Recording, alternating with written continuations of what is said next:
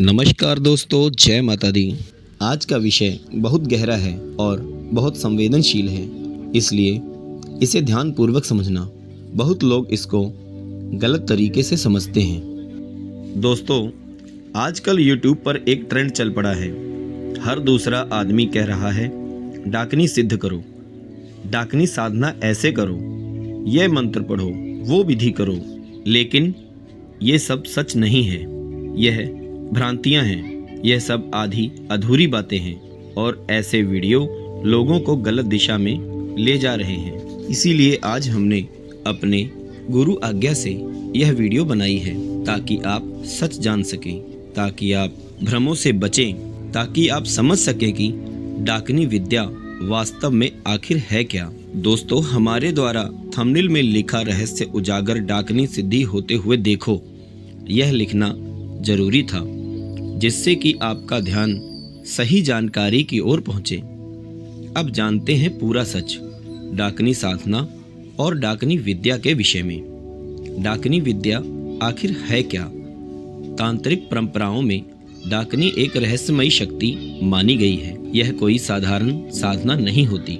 यह ऐसी शक्ति है जिसे सिद्ध करने के लिए असाधारण मानसिक और आध्यात्मिक अवस्था चाहिए। डाकनी के विषय में हमारे ग्रंथ भी स्पष्ट करते हैं, गूढ़ विद्या गूढ़ साधकों के लिए होती है, यानी यह हर किसी के लिए नहीं होती। अब जानते हैं कौन डाकनी साधना कर सकता है।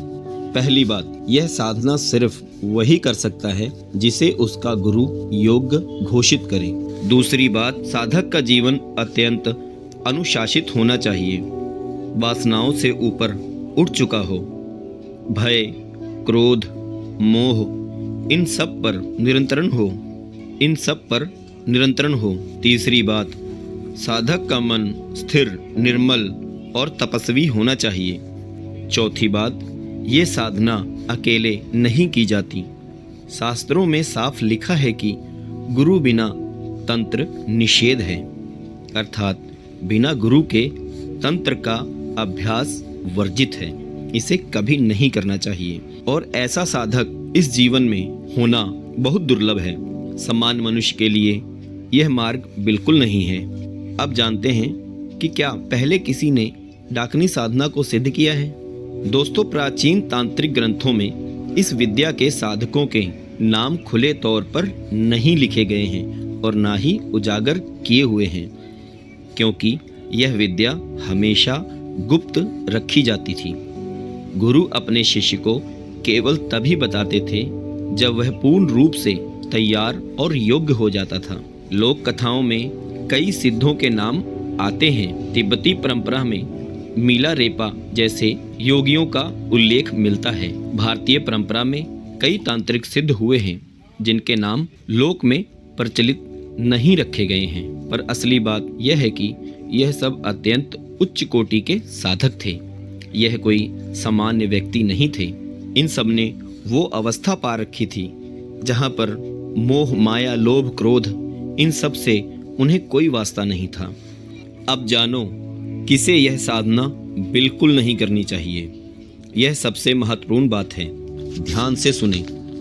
अगर व्यक्ति क्रोधी है, घर गृहस्थी के तनाव में है, मन स्थिर नहीं रहता, ध्यान नहीं लगा सकता, वासनाओं पर नियंत्रण नहीं कर सकता, गुरु नहीं है, शास्त्र नहीं जानता, तो ऐसे व्यक्ति को यह साधना बिल्कुल नहीं करनी चाहिए, क्योंकि यह साधना मन को ऊंचा भी उठा सकती है और मन को गिरा भी सकती है। शास्त्र चेतावनी देते हैं, अयोग्य से विनाशय तंत्र भाविति निश्चितम। अयोग्य व्यक्ति तांत्रिक साधना करेगा तो उसे हानि होगी। अंतिम निष्कर्ष बहुत महत्वपूर्ण। दोस्तों, तंत्र गहरा है, पर संशय यह है कि हर गहरी चीज हर किसी के लिए कभी नहीं होती। डाकनी साधना ना तो मनोरंजन के लिए है, ना दिखावे के लिए है और ना YouTube पर सिखाने वाली चीज है। यह अत्यंत ऊंची, जोखिमपूर्ण गूढ़ विद्या है। शास्त्र कहते हैं, जो साधक योग्य नहीं उसे इन राहों से दूर रहना चाहिए। इसीलिए अगर आप साधना करना चाहते हैं तो सरल मार्ग अपनाएं, नाम जप से बड़ी कोई विद्या नहीं।